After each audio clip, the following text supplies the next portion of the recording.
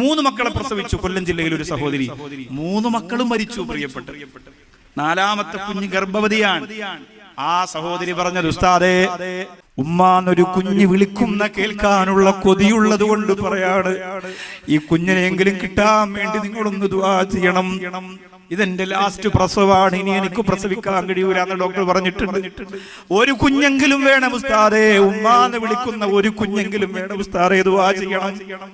കൽബ് പൊട്ടിപ്പോകൂലേ സഹോദരിമാരെ? നമ്മുടെ മക്കളുടെ ബഹളം നമുക്കൊരു ശല്യമായി പോയി. നമ്മുടെ മക്കളുടെ ചോദ്യങ്ങൾ നമുക്കൊരു ഭാരമായി പോയി. നമ്മുടെ മക്കൾ ചിലപ്പോൾ കളിക്കുന്നതും ഓടുന്നതും ചാടുന്നതും ഒക്കെ നമുക്ക് അരോചകത്വമായി പോയി. മക്കളില്ലാത്ത വീട് അല്ലാഹുവേ ഇരുട്ട് മൂടിയതാണ്. പണത്തിന്റെ മുകളിൽ കിടന്നാലും ഇരുട്ട് മൂടിപ്പോയതാണ്.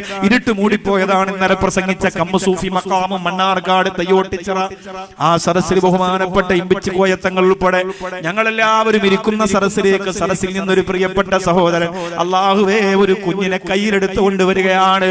സ്റ്റേജിലേക്ക് കൊണ്ടുവന്നിട്ട്, ഉസ്താദേ, അപസ്മാര രോഗമാണ്, പിന്നെ മറ്റൊരുപാട് രോഗങ്ങളുണ്ട്, എഴുന്നേക്കൂല, സംസാരിക്കൂല. ഈ കുഞ്ഞിനെ പ്രസവിച്ച ഉമ്മാക്ക് ഒരേ ഒരു ആഗ്രഹമേ ഉള്ളൂ, ഉമ്മാന്ന് യവനൊന്ന് വിളിക്കുന്നത് കേൾക്കണം പെങ്ങളെ. ഉമ്മാന്ന് എന്റെ മുഖത്ത് നോക്കി ഉമ്മാ എന്നെന്റെ പൊന്നുമോനൊന്ന് വിളിക്കുന്നത് കേൾക്കണം എന്ന കൊതി മാത്രമേ ഉള്ളൂ. അതിനു വേണ്ടി ദുആ ചെയ്യണേ എന്ന് പറഞ്ഞിട്ട് മജ്ലിസിലേക്ക് ആ കുഞ്ഞിനെ കൊണ്ടുവന്ന് മന്ത്രിച്ചിട്ട് കൊണ്ടുപോകുമ്പോ അല്ലാഹു തന്ന മക്കളെ 24 മണിക്കൂറും ഗെയിമും മൊബൈലുമായി സമയം ചെലവഴിക്കാറ് ആ മക്കളോട് പറഞ്ഞു കൊടുക്ക്, ദിക്ർ പഠിക്കട്ടെ, സ്വലാത്ത് പഠിക്കട്ടെ.